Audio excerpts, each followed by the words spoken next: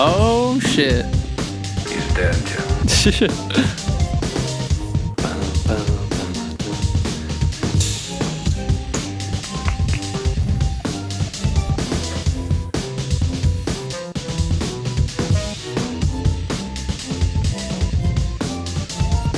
Up your shaft. Up your shaft. Up your shaft. Up your shaft. Up your shaft. Hello, everybody. Welcome to another episode of Trek in the Valley, the non-encyclopedic Star Trek, the original series rewatch and I guess review podcast, where every week myself, Adam Ordall Quinnell, and my co-host with the mo-host, Hey, what's up, everybody? It's Al Hirt here. Mr. Al Hirt, and I gather in a steamy, undisclosed section of the San Fernando Valley to discuss an episode of Star Trek, the original series, and boy, do we have fun doing it. We don't ask each other about our lives. We don't get into any personal shit. This is about Star Trek, the original series.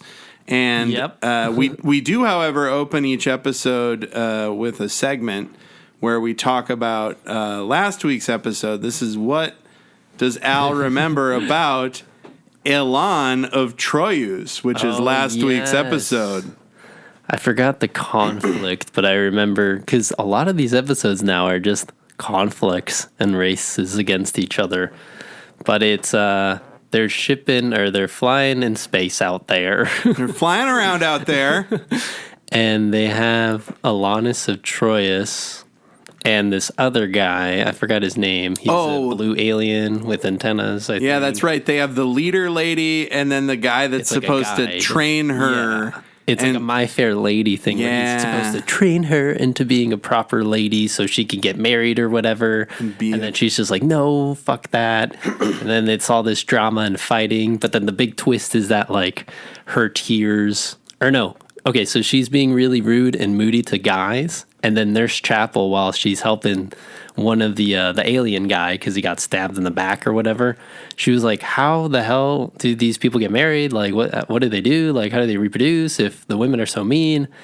And Bones is like, or no, the alien tells him, he goes, if a girl cries or if a guy, touches the tears of a girl while she's suffering, I don't know, whatever. It's her tears. They're like, they just instantly connect. It's like some love potion or something that they can never fix. They become obedient. Yeah. They just do whatever they have to do to stay together. So anyways, it happens to Kirk, and then Kirk freaks out and falls in love, and then they have the cure at the end, and like they totally none of this whole, what is it called?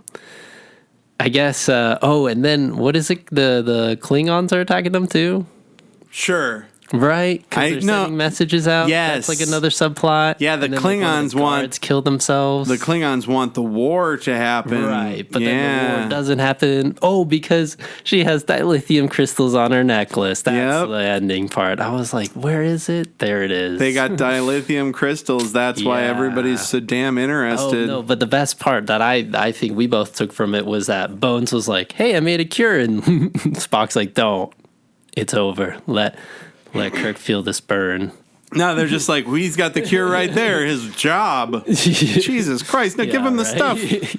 But one thing that I remember thinking about on that episode is just, on the Facebook, our Facebook post about that episode, I referred to Kirk being brainwashed by a lady's tears.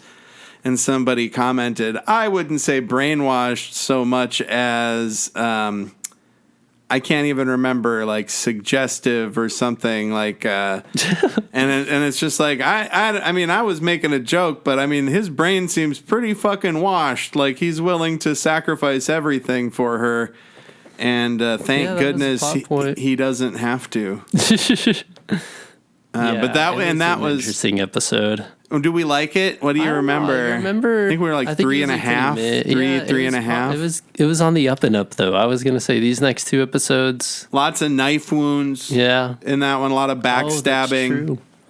It was dramatic. Assassinations. And then they had the romance too. Kirk was pretty schlocky, but that's just how it goes with those plot points. Kirk definitely had sex with the lady. Like, they start having sex, and then it cuts away to other people doing stuff. Yeah. And then they're fully clothed in bed. Yeah, he answers immediately, like, and they're fully clothed in bed, like they had sex, and then put all of their clothes back on exactly as they were. Yeah. I mean, they had to be moderate, Yeah, modest. They're modest. Excuse me. Moderate. I guess. To moderate their clothes. So that was Ilan of Troyes. Trios. And this week, a very heavy metal titled episode, Whom Gods Destroy. Bow, bow, bow. Yeah, this one was dope. I like the guest star immediately, too. I enjoyed it a lot. This episode aired originally on January 3rd, 1969. What? Happy New Year. Yeah. Nice. It's 1969 now. Year of the moon landing, and we're talking about the Star Treks that aired around that time. And the synopsis from our Christopher Marlowe over at Paramount Plus for this episode is Kirk is confronted by one of his heroes, now criminally insane. That's it. That's it.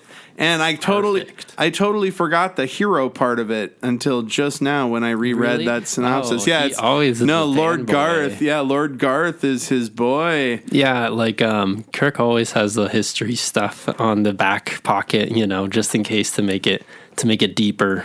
More like the connection of the Federation history. Yeah, he's like, oh my gosh, I learned this in school, or that's an obvious technique from the academy. So they beam into Spock and Kirk beam into this prison for the criminally insane humans and aliens, and the guy who runs it is this guy Governor Corey, who the second time I watched this realized is the old grandpa guy from Gremlins that sells them the Mogwai. The actor who plays him is Key Luke. And he's in all kinds of great shit. Great. And so they start out with a banger character actor guest star. And then we also get the fella who plays, where is he? Garth Stephen. Yeah, Stephen Ott, who's a big character actor of the time as well. And they go hard. So what are they doing at this? What are they doing at this asylum for the criminally insane? Why are they here, Al? I thought that. I believe they were just checking up on it. No, they have the cure for insanity. Whoa, yeah, they're delivering the cure. So first off, in this opening scene, it explains a lot of shit. Like, so there's 15 prisoners here, right? Mm-hmm. And they represent the 15 remaining criminally insane people in the entire fucking galaxy. Like, they're all different races and from different planets and shit. That's interesting. And so Kirk and Spock are bringing this experimental medication that they're going to use on these inmates.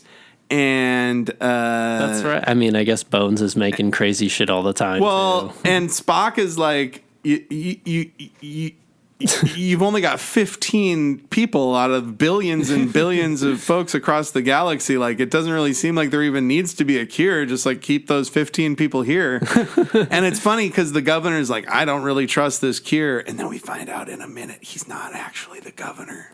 Yeah, right. There's the twist. Well, before we get to that, though, this Governor Corey fella is giving them a tour through all of the the cells and shit have just lights around them, and that, of course, indicates that there's a force field. Right. It's giving Arkham Asylum stuff. Yeah, and the first person they meet is an Andorian, the green pirate race. Oh, yeah. And she is saying, that's not the governor. It's fucking irrational. I'm not being irrational. I can't talk about it in front of him, but he's not the governor. Yeah, right. And Kirk's like, well, that sounds reasonable. Yeah, and it's kind of given like, oh, that would be something that a prisoner inside an asylum, or I guess a place like that would say. But they're the last 15 of the whole galaxy. Well, and she ends up being a character who's like in on it or whatever. Yeah, so it's weird that. This is a weird first hand, I feel like he kind of showed. Oh, and one of the reasons Kirk is interested in being there is because one of his Federation heroes, this guy Commandant Garth or whatever, Commander Lord. Garth. That's what he becomes. But he, played by Steve Inat, that's a good name, Inat. He is crazy. He went crazy. And he's become. I don't remember. Do they mention what he did? Yeah, they do in the middle of the episode. He tries to go against and murder a bunch of people and tries to get his whole starship crew to do it. And they cross their arms and they're like, "No, we're going to report you to the Federation for being a psycho murderer." And he gets all angry. And then he goes to the prison with the other 14 cuckoo banana pantses in the galaxy. He tried to initiate his plan, basically, that we come to see to fruition. Or at least try to come to fruition here. Yeah, and so God, I totally forgot why they were there. They're getting this tour, and then they get to a cell, and there's a guy who looks just like Governor Corey in there. What? And he seems dun, dun, dun. He seems in distress, just sweaty. And he's either fucked. He's either been tortured or he's really got a shit. It's one or the other, or both. Both, I guess. Yeah, that's true. And then kapow! Corey turns into Garth. Yeah, they have this weird sound effect that's like wow, wow, wow, wow, wow. Yeah, and he flicks a switch, and all the other prisoners come out, and of course Garth has a pistola. Whoa, it's all a play, bro. Garth's got one of them laser pistolas that they use on this show, and the green lady, the Andorian lady, of course, is in on it and gives him a smooch, and then that's it. We get the Space: The Final Frontier. Oh, this title is so funny. Good title card. It's Whom Gods Destroy, and they're the pig-faced guy and the blue guy with the antennae. Actually, those are Andorians. The blue guys are the Andorians. The pirates are. I don't remember. I can't remember. She's. I'm gonna. All the people who watch Lower Decks are gonna feel so mad at me because Tendi was one. But so it's the blue alien, the Andorian, and the pig face guy. Yeah. And it says "Whom Gods Destroy," and they're carrying Governor Corey down a hallway. Yeah, his feet are dragging. No, they're carrying Spock. Yeah, it's Spock. Yeah, because I guess they knocked him out with the phaser or something. Yes, they did. Yeah, and there we go. He said his phaser was set to stun, not to kill. Al really liked Steve Inat's performance as Lord Garth. He's really good. Yeah, he nails it. I think the crux of the episode is just this battle between Garth and Kirk, and they just had to nail that villain. So it's giving what's it called? What's that old show with the sci-fi show? Captain Gordon. Or Zap Gordon? Flash Gordon. Zap Gordon. One of the Gordons. And for Flash Gordon. For our listeners, my voice has been fucked up, so if you hear me coughing, that's why. I'm not going through double puberty. Yeah, this is kind of an ASMR episode. Right. And so this Garth guy, he's got a lot of power. He's got this little remote control that does all kinds of kooky shit. Yes. He can apparently change his form. By mutating his cells, I guess. He refers to the medication that would end their criminal insanity as poison. He's like, you brought the poison. We'll destroy the poison. We destroyed the poison. Yeah, he's like, my mind is expanded, dog. It's not going to be closed. And his goal, first and foremost, he's going to find his old crew that mutinied. And he's going to use the Enterprise to find his crew that mutinied and punish them all. And with his 15 insane friends. Yeah, and then boing, oing, he turns into Kirk. What? I'm gonna get the Enterprise like this, and he just switches into Kirk, and he's like, "Peace." I still don't understand. I still don't understand why that lady was talking about how that wasn't the governor. What if that would have given him away? I don't get that hand. Yeah. Yeah. What if they'd have been like, well, we better phaser him then? Yeah. Right. That's the end of the episode. So basically, this is where things get interesting because the governor explains that Lord Garth was injured after the mutiny thing happened, right? And the people of Antos taught him the techniques of cellular metamorphosis to restore the destroyed parts of his body, right? But by himself, he later used the technique to recreate his image in whatever form he wants. Yeah. So it starts as like a medical thing, and then he uses it as a superpower, which is just like Clayface, as you pointed out. Right. And it's also like in that show Nightman I was obsessed with a few months ago. There's a criminal who gets plastic surgery, like a experimental plastic surgery that restores his face, but then he also is able to control it to change his face. He's Clayface. It's interesting, except he's a criminal, not an actor. Yeah, and the part where Cody though is explaining how Garth Corey, excuse me. Commander Corey, how he got his powers or whatever. He's like, man, he's just so smart. If he wasn't just such a dick. Right?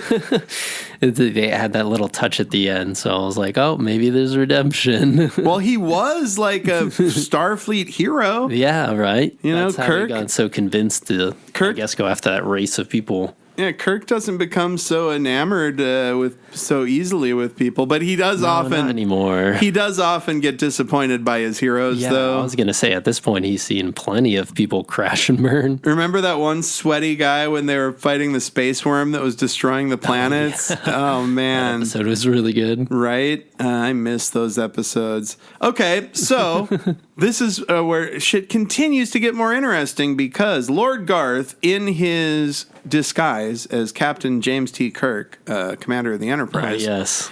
He calls Scotty in the ship, and he says, "Hey, Scott." Beam me up. He says, "Beam me aboard, Scotty."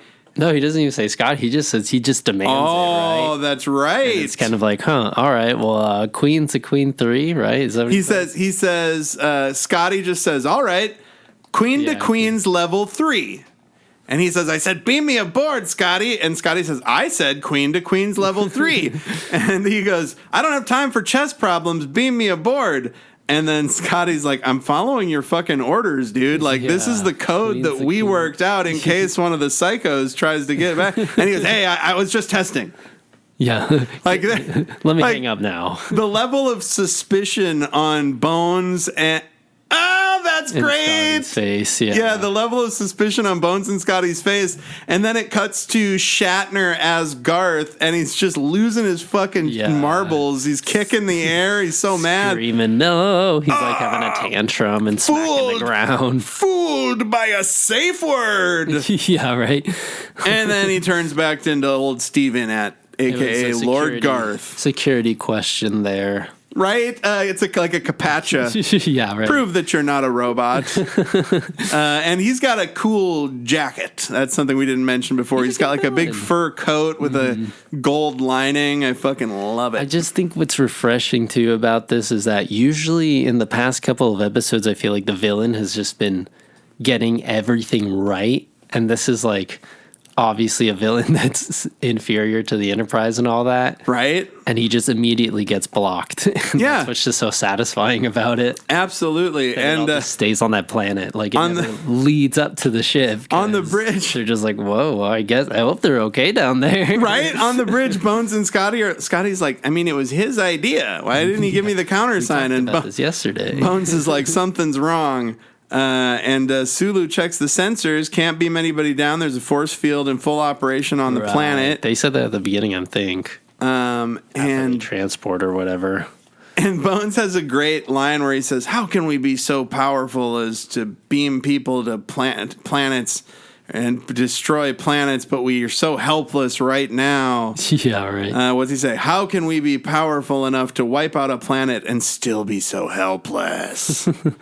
Philosophy. Yeah, Bones is always worried, that's his role. Talaxian, that's the pig face guy. Pig face.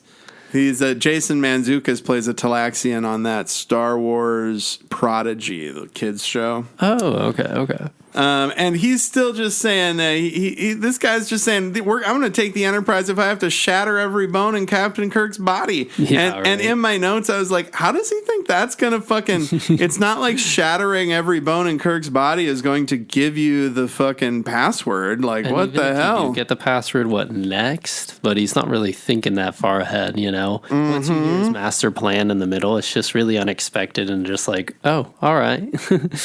I guess we're going that way.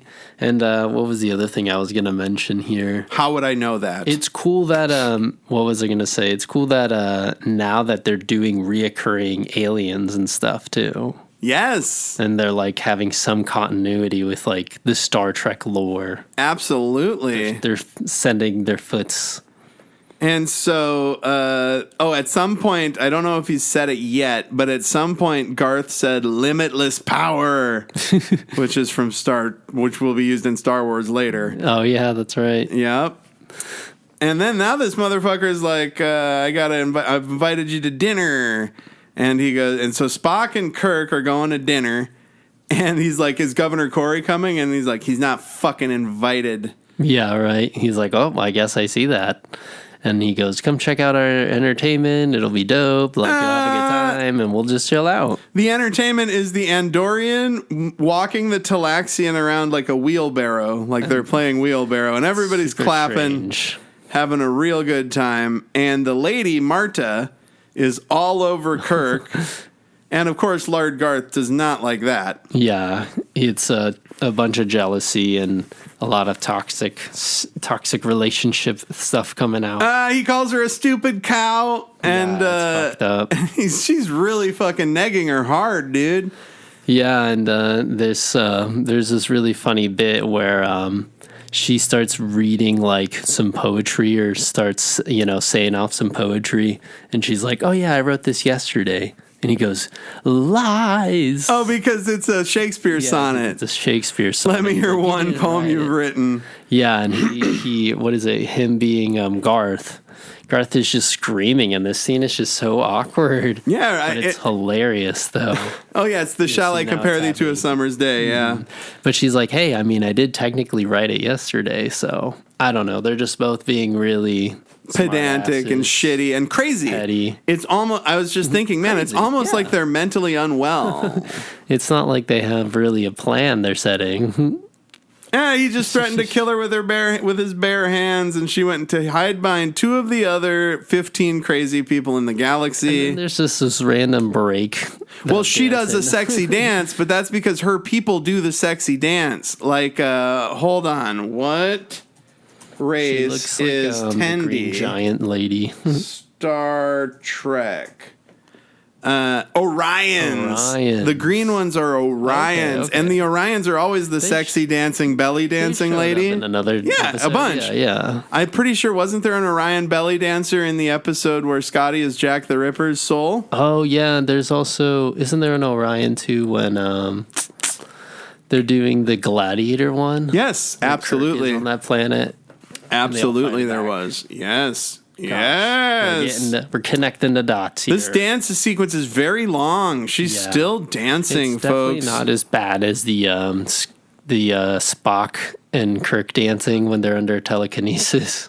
Right? Oh, it was definitely longer and worse. But absolutely. This one's not a little short. Well, something else I want to mention while she continues to dance here is motherfucker is in the prison. Garth is in the prison for trying to eradicate the race that saved him. The benevolent race that saved him. It was really bizarre. And his whole idea was like, I was supposed to have the whole crew behind my back in destroying that race, but they all hated me. It's like, yeah, that sounds about right. You know, I would cross my arms and not want to murder a bunch of people for no reason. Yeah, well, I would definitely, I wouldn't be the first person to say no, but I would definitely read the room. Like, I would like see how many people, okay, it's looking like it's trending towards, no, Captain, we're not going to. And I feel like he offers to give him Marta, the Orion. Kirk. Yeah, Kirk's like, all right, I'm good. Yeah, I'm sorry, but I've got enough crazy on my plate with this guy. He points to Spock, if you know what I mean. And so I think what this episode's missing is a torture chair, like a brain torture chair. Well, I was just about to say, though, I mean, it's very conversational, like word jousting is this whole episode. That's why I say, like, it had to be crucial that the villain was good. Right? And otherwise this episode would not have fucking worked. before we get to the torture, and I totally agree with you, the episode needs a class act actor in this guest spot. Yeah, it's hard. But they're coming up on before we get to the torture chair, Lord Garth is kind of having a conversation with Spock and Kirk, like post dinner or whatever. Mm-hmm. And Spock's like, why would you ever fucking think, this is good because it speaks to his character. He goes, why would you think that a trained Starfleet crew would go along with you and murder the people of Antos who are known for their benevolence and peaceful pursuits? And he says, that was my only miscalculation. I had changed. I had risen above this decadent weakness, which still has you in its command, by the way, Captain. God, he's just saying he couldn't sway his whole crew to murder. Well, yeah, he's just saying weird. They didn't get it. He's like, my only problem was I wasn't able to convince them that we were above those benevolent people who saved my life and gave me the ability to change my shape into anything that I want. Yeah, his whole shtick too is, as he's ranting out, is that he's kind of doing a manifest destiny kind of deal on the galaxies. That, like, I have to conquer them because I am the master of the universe. Oh, quote, I'm master of the universe and I must claim my domain. Right? There's a lot going on there. It's just like, you know what? That's like back when war was necessary. Or he goes, I agree when there was a time when the war was necessary. He's like, but that's in the past now. Like, you don't have to fight. We've all agreed that war is not good. Well, and you don't want people to die. Balance of Terror was a pretty depressing episode, right? They actually prove that war point even more in the next episode. We'll see, but anywho, it's a nice little tidbit or preview to the next one. And again, I totally agree. It does. There's a lot of good themes that kind of carry over between these two episodes. But one thing we forgot to mention is Governor Corey explained to Kirk and Spock that the reason this Lord Garth guy is so fucking dangerous is he supposedly has developed an explosive that's the biggest explosive in the galaxy. And now Kirk is telling him, just as you said, he's saying, that was a time when war was necessary. Mm-hmm. You were our greatest warrior. I studied your victory at Axanar when I was at the Citadel. Yeah, and he's like, it's still required reading, and Garth's like agreeing with him as it should be. It's just so cheesy that Garth is like such an outlandish, like, egotistical idiot.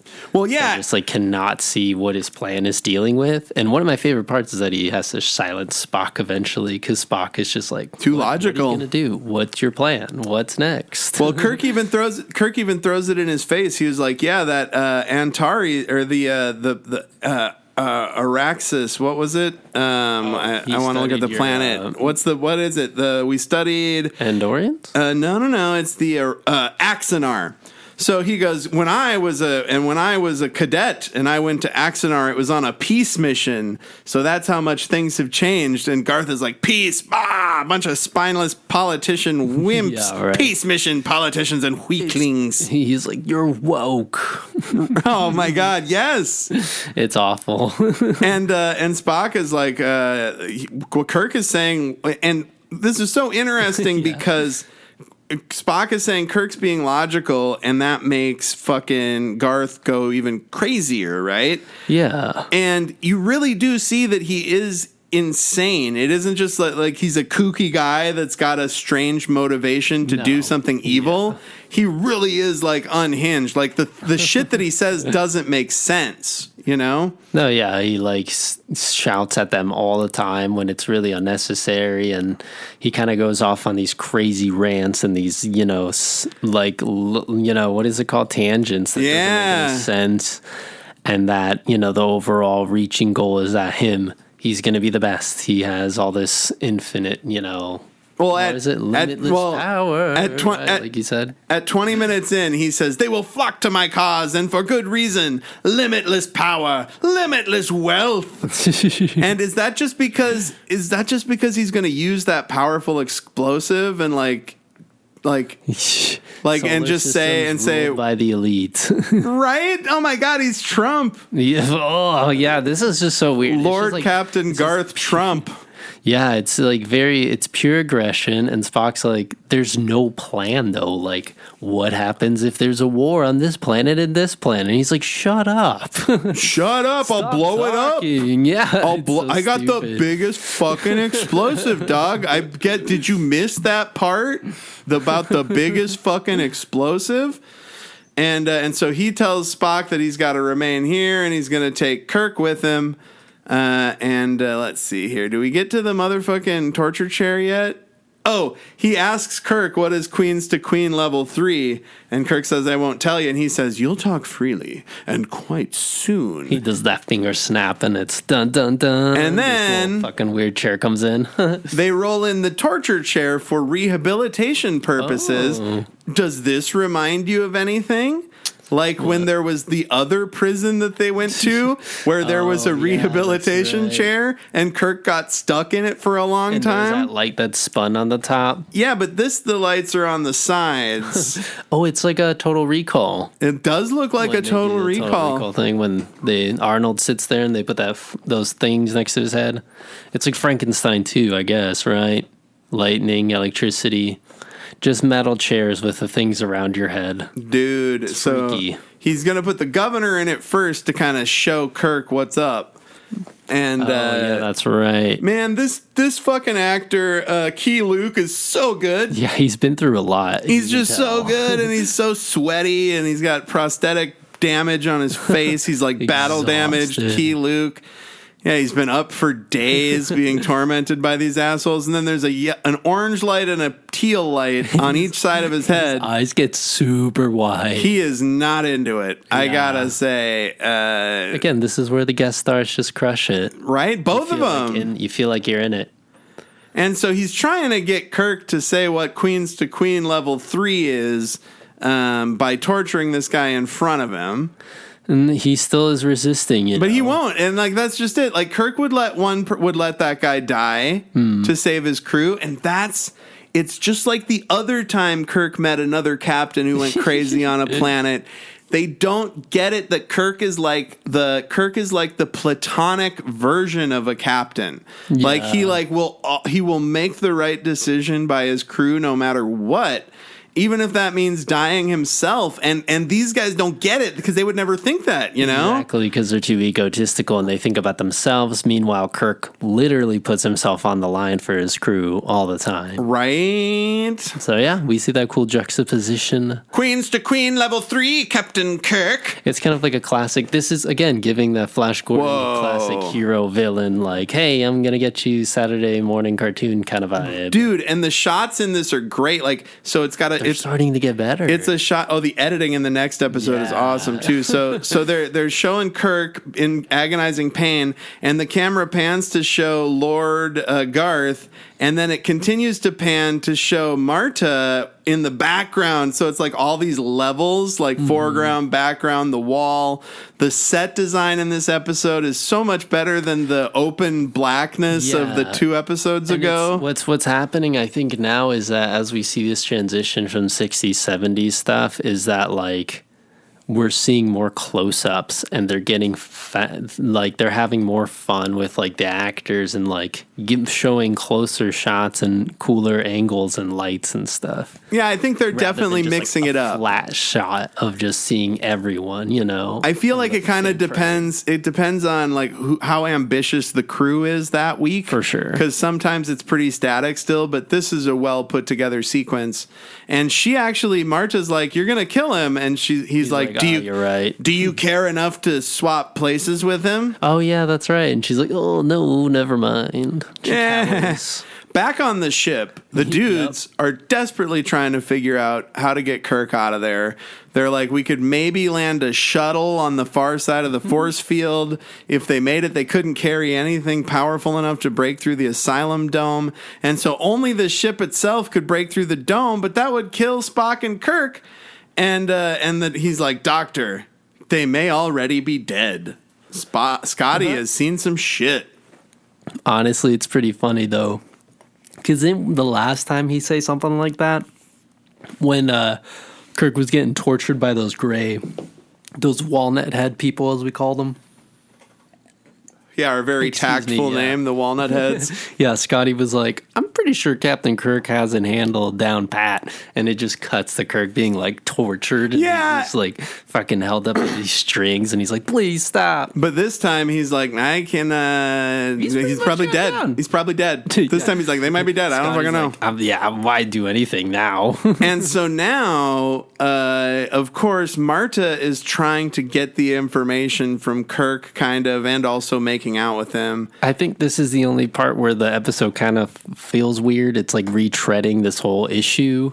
But then it's like, well, let's use a girl to do it this time. Yeah, absolutely. And it just doesn't work, thank God. But and she's obviously she's saying we got to get in and get to the force field, and then or is Kirk say that? No, I think she brings that up so that way they could escape together. You know, that's her whole shtick too. Again, I mean, they're all kind of against each other, you know? There's no plan, really. And she did try to sell that guy, the governor, or she did try to sell that guy out fucking immediately, too.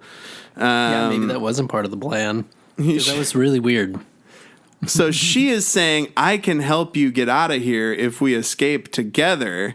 And then he fights her. Oh, yeah, because she has a knife. Oh, she was going to stab him in the back. Or God, in the chest, I guess. Damn, dude. No one has any, and there's loyalty, bro. How did Spock get in here now? I have no idea. Spock just shows up. I was fast forwarding a little bit, but Spock shows up. They knock her out. He gives him the Vulcan neck pinch. Yeah, he uses it a lot. Gives her the old pinch-a-rooney on the old neck meat, and they're walking through a very Ang Lee Hulk set design on this hallway, and the boys are kind of sneaking around. Oh, there's old pig-faced Talaxian. They knock him out. They take his weapon. They're working their way towards old Lord Garf. Yeah, and then they finally get to the control room. Yep. And Spock turns off the force field. Kirk talks to the Enterprise. Mr. Scott, but here's the thing. I love this part. Yeah, you can go ahead and say it. No, you can. Yeah. Okay. So, anyways, they call the Enterprise again because Spock turns off the force field, and then Kirk goes, "Mr. Scotty, I want a full security detail down here right now, and that, like, we need medical care for Corey, right? Yep. As soon as possible." And then he goes, "All right, well, Captain Scotty goes, all right, Captain, I wait. I think you should come back to the Enterprise." And he goes, "Okay, well, you'll have to beam me up." And then Spock goes, "Well, permission to stay here to oversee the security detail." Mm-hmm. And they're like, "No, I mean, I feel like you should come here too, Spock."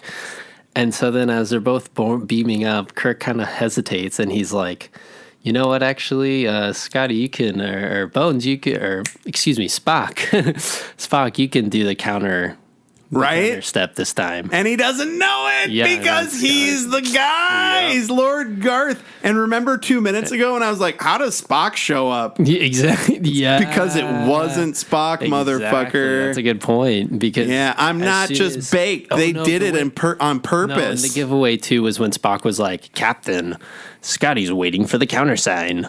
You should tell it to him immediately. Tell it to him quick. Right now, like in detail. Could you write it down, please?" Yeah. Also, like, I don't think Spock would say that. It's not very logical. But you're right. And here's what's really kooky about this is he should say it. As soon as Kirk saw that he should have just said, "Beam the security team down right now," before that guy went and turned the fucking force field back on. Yeah, I guess that was a bit of the dramatic flair too, because Scotty was just like, I don't know, like, is it really Spock? He was He was a Starship fleet captain. That's an honorable title, Kirk says to old what's his ass, Garth. What's his ass, old Garth. Old Lord Garth. He's like Vader, but he didn't age. Kirk is trying to play to Garth's sympathy. He's saying, this isn't you. And he goes, "It is. I died and was reborn." So what they're suggesting is the procedure that Garth went through that saved his life also damaged his brain and made him fucking crazy. Right, but then he's taking it as a whole, like, I've been red-pilled, like, this shit's... I am born again as like, Lord Garth. Yeah, I know what my purpose is. I need to dominate and master everything and everyone. Bum, you know? It's like probably the most fucking direct, pin-headed villain we've really had. I can't think of anybody else that has just been like, I want to conquer everything. Right? Maybe the Adonis dude. Yeah, but or Adonis just wanted praise. remember the guy who was like, ring around the rosy. The guy, remember when the kids would summon that one guy? He just wanted to spread his fucking... Right. He just wanted to spread his kooky like, filth around the universe. 1.5 million people. I've never dominated that many people at once, but I know that's my limit. You remember that? Yes. We were laughing at the clarification of that. He's doing the math of how many people he can control. The 1.5 million can control the other world, and then we can control the planet that way. It's and then you'll be a fraction of a planet. And then you're going to be the chancellor of these people. And they're like 9. Yeah. And so this is just a same like villain, but he's going with, people that are the 15 people that are insane in the galaxy instead. And we haven't seen 15 people yet. I imagine there's some that are still just in their fucking cell like, I'm not into this. Yeah, right. So Kirk tries to let him off the hook. He's like, it wasn't your fault. You went crazy because of the treatment. We can help you. And he's like, you're trying to drain me of my strength. You're trying to drain me of my strength. I don't know why I was Richard Dreyfuss there on that one, but you've lost, Captain Garth. I am Lord Garth, master of the universe. I wonder if that's where He-Man got the phrase. Right. That'd be fucked up. And he's just like, you still doubt me of my coronation. And he just tells him to stay on his knees. He tells him to get on his knees. It's very gross. Yeah. And how does Kirk get out of it? He's trying to scour away and turn off the force field, but then Garth knocks him out. Pistol whips him. He bows and is just slowly walking backwards to the panel, and then Garth stuns him. Stuns him. Never mind. With a green. Hold on. There it is. Yes, hit him with that. The stunner. The number one stunner. What. And so Kirk is knocked out between the Andorian and the Talaxian, and Lord Garth is just having a good old time. Jeez. He's going to make a throne for himself in a lunchroom, essentially. This very much has a lunchroom at an arts high school vibe. This set that they're in, it really feels like it's like a lunchroom or a multi-purpose room in like a fancy high school. And they're going to build a throne for Garth, and they're going to do like is it like a trial or the ceremony? They're going to make him Lord of the Universe. Oh yeah, right. And you've got a crown. Little fake ceremony too. I don't know if it's fake. I mean, it seems like he's into it. Yeah, it seems pretty real. I think maybe we see all 15. No, there's a couple psychopaths missing. Yeah, 6, 7. There's 8. There's 8 psychopaths. 8 in attendance, and then they have one red carpet.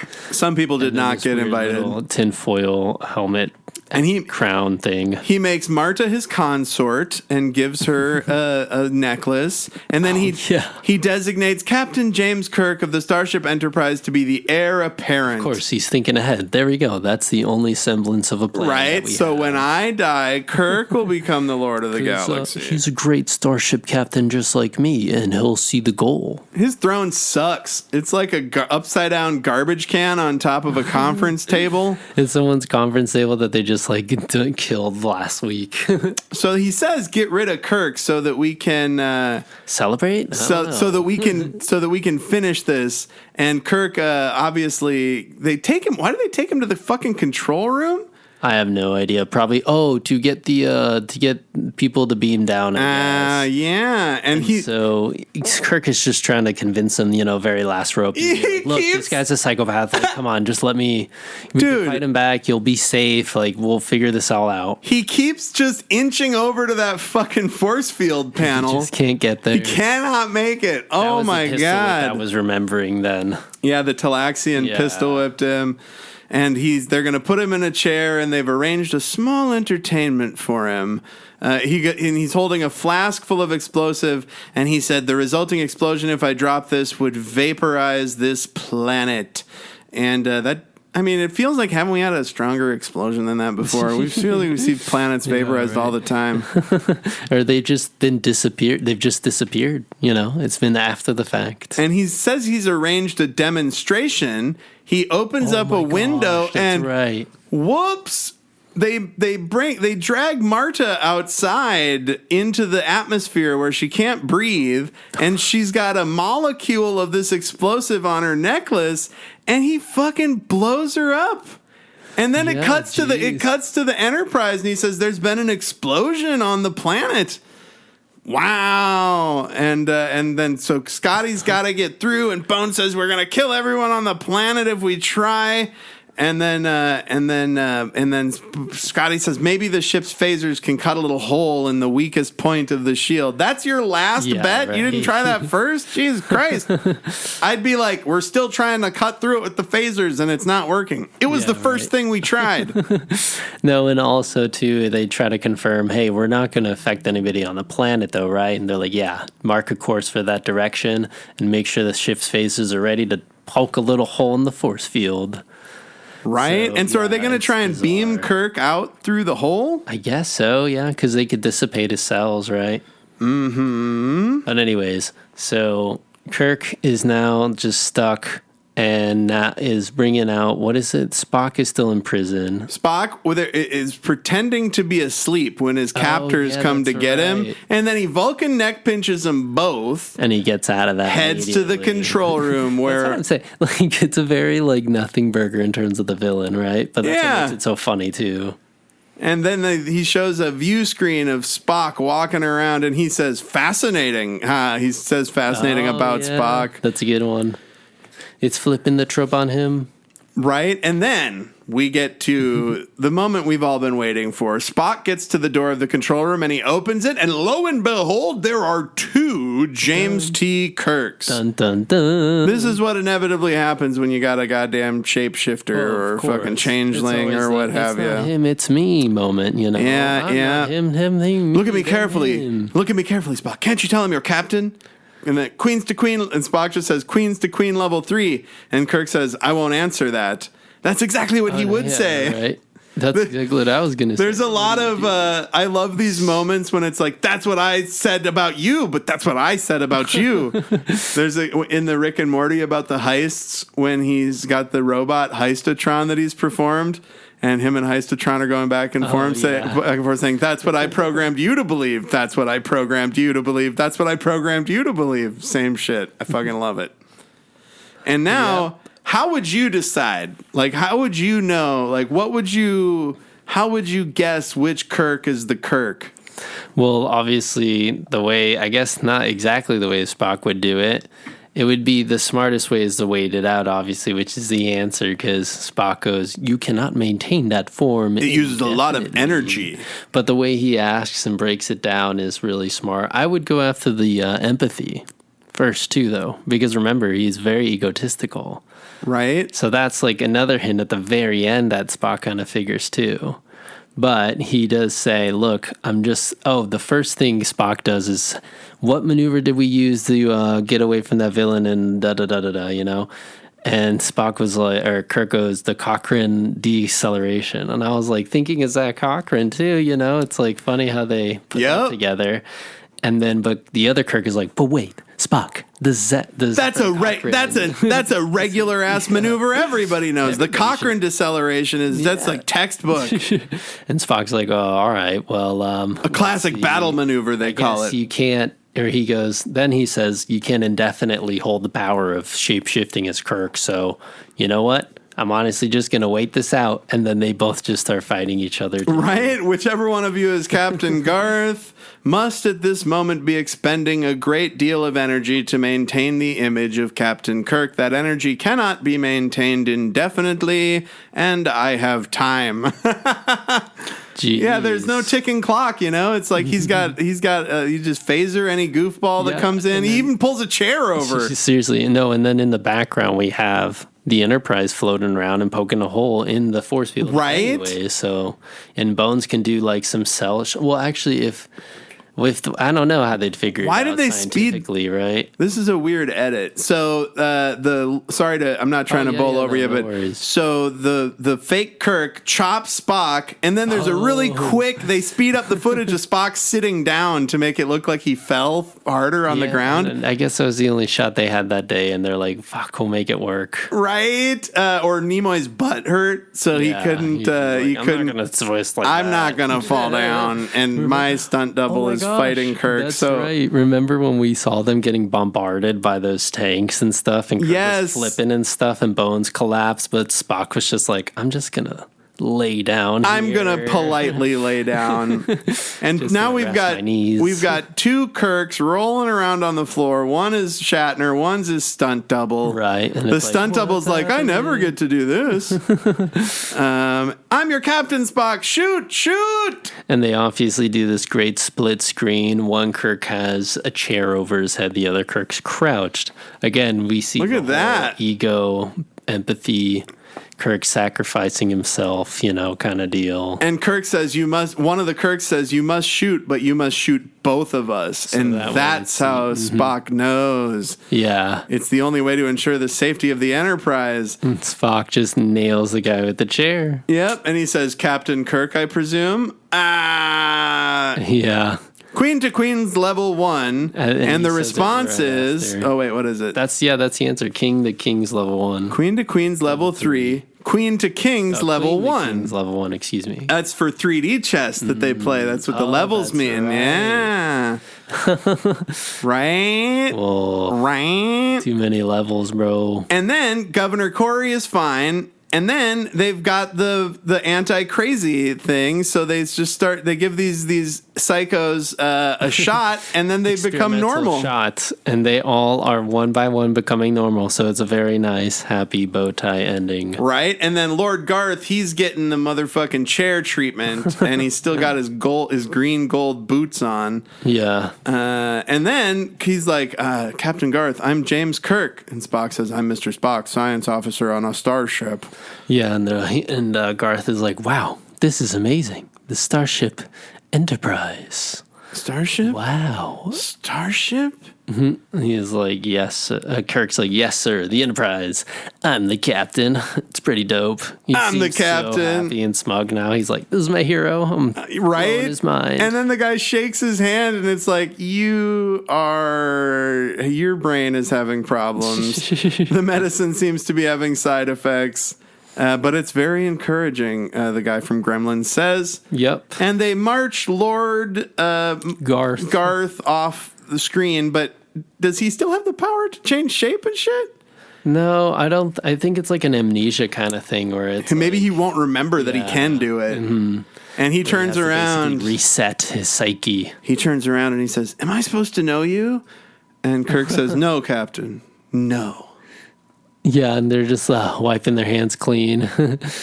And Spock was like, how could you tell the difference between us? Or Kirk says, how can you tell the difference between us, Spock? And Spock was, what does he say? Spock says, it wasn't that difficult. Our presence here is proof of that.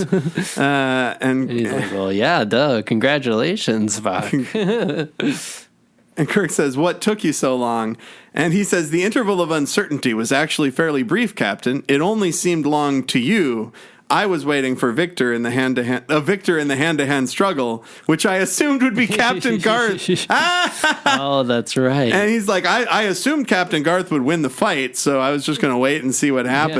And Kirk gets all pissed, and then Spock's like, wait. but because you were you're- depleted. Yeah, because of your depleted condition, sir, of course. No, I mean, But of course, after that, I was, obviously forced to make my own determinations. Nah. He's like, okay, I Kirk, see. the look on Kirk's face with his mouth. Yeah, he's 49 pissed. seconds and 49 minutes and 15 seconds. Kirk does some amazing face acting.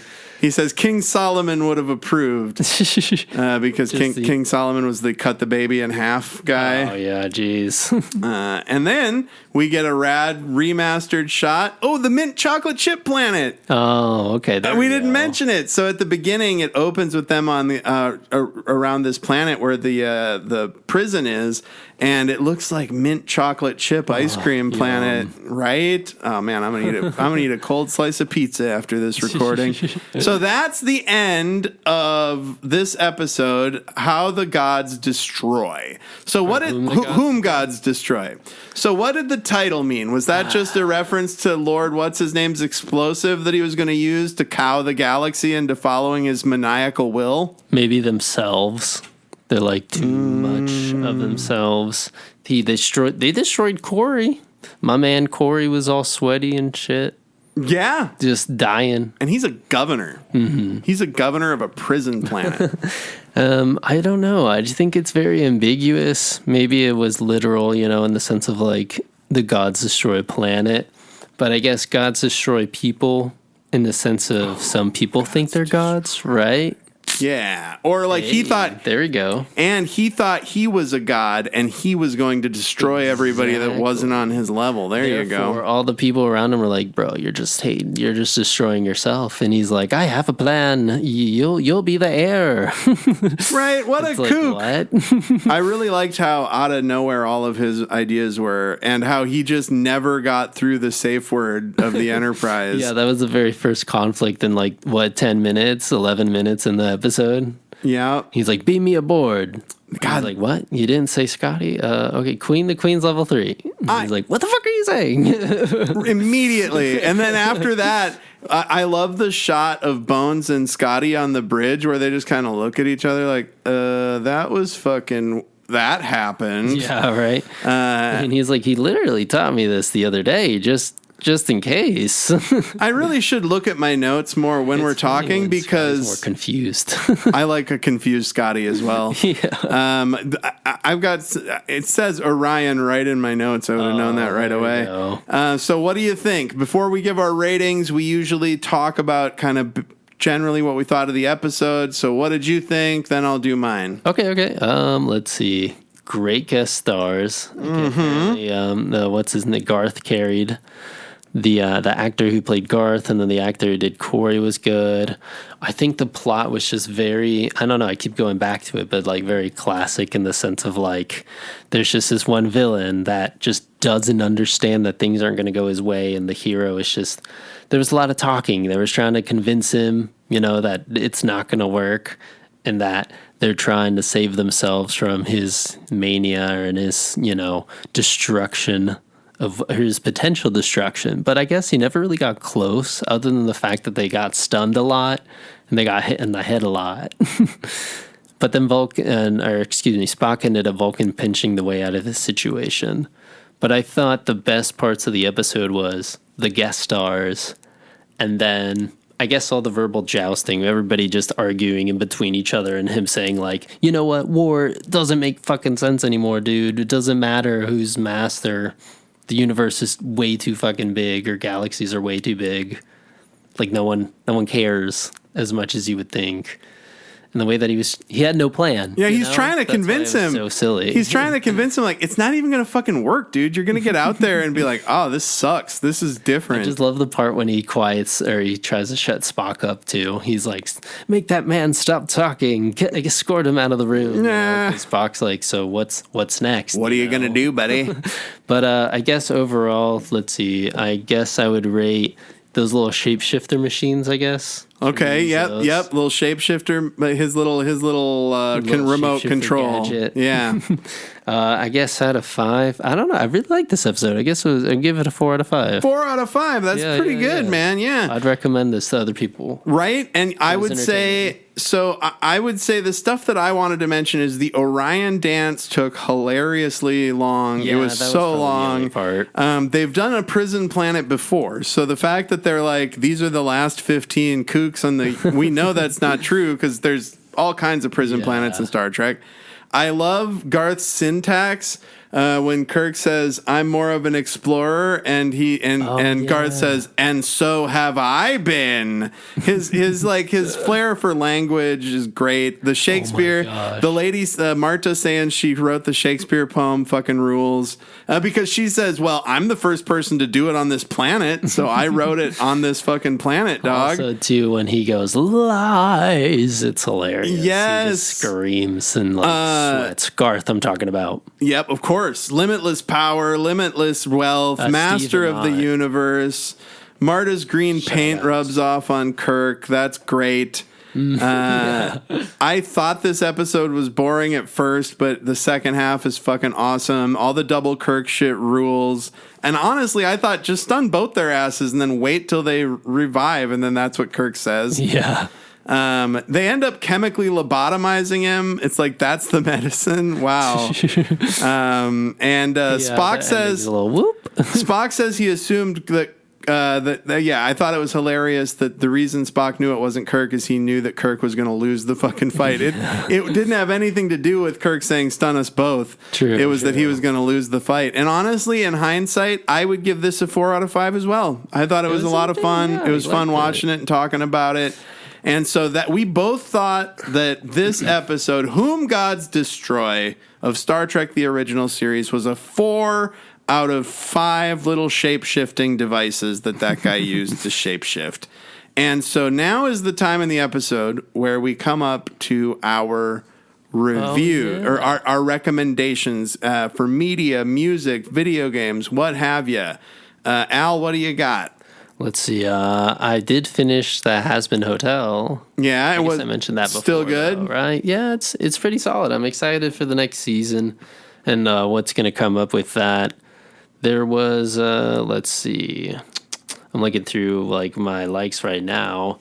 There's this guy of the Glitch Mob. They dropped something new. Wow, like a group that's been around since the 2010s. Yeah, but now they're doing more like club music, like, 135 beats per minute, just like, in your face pumping music. Mm-hmm. And then let's see. There was a new Mono Poly album that came out that I really liked. It's very, he used his own vocals a lot instead of asking for other artists to come in. But then there's other songs where artists come in that he uses really well. I guess it's kind of like a fusion between trap and like dubstep. Because it's now kind of trying to get more melodic. Because people are just kind of sick of the overproduced hype stuff, and they're looking for people in between. He's pretty much, I don't know, I guess it's kind of trap, but it's like a more hip hop, more like thoughtful end of it, rather than just loud noises in your face, right? Cool. But yeah, it'd be. What's that Mono Poly? But let me look. Mono Poly. Yeah. And I also want to say, sorry, Moonlight to Sunlight. That's the album. Mono Poly, Moonlight to Sunlight. Check it out on your streaming service, and if you like it, buy a copy. Support local and national and worldwide artists. I do have to mention the "You're the only woman on this planet, you stupid cow." I thought that was pretty funny. Oh yeah, that's right. And so my recommendation, I know I mentioned this. I can't remember if we'd actually talked about it after we recorded, but Cape Crusader was really good. Like, definitely recommend that highly. Okay. It turned out it's great. It's a little bit darker, and I think maybe I talked about this last week. People complained that it was too dark, but it's like, it's early days Batman. He's just figuring it out. And also, I have to mention that I did enjoy I've only watched the first 4 episodes, but the new Tales of the Teenage Mutant Ninja Turtles on Paramount. Oh, okay. It's kind of like, it splits them up right away. It splits up the turtles in the first episode, and then it's like the first 4 episodes are like what each one of them had to do on their own to get back together. And usually I don't like that getting the band back together stuff, but it was good. It's good. I look forward to eventually watching the rest. They're all on Paramount Plus, where all of our Star Trek shit is. Yeah. Yep. So I would say next week First off, everybody should go see the new Aliens movie this weekend, Romulus. I think that's going to be good. I'm not recommending it because I haven't seen it, but just in general, I want to fucking see it, but I'm going to San Francisco for a concert this weekend, so I'm not going to be able to go see Romulus till next week, probably. Maybe I'll try to catch it. Yeah, or we can go together next week. True. So next week's episode is Let That Be Your Last Battlefield. Oh my gosh. Another very heavy metal name. And that's it. Thanks for listening. Do all the stuff in the bumper, rate, review, subscribe, and thank you so much, guys. Appreciate it. Thanks for the download.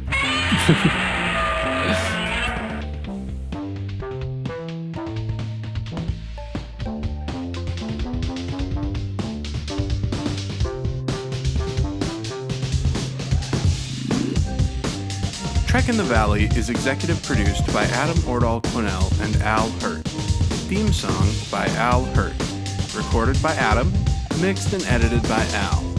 Check the show notes for our socials, and you can email the pod at trekinthevalley, all one word, @gmail.com. Like, subscribe, review, and always explore strange new fucking worlds.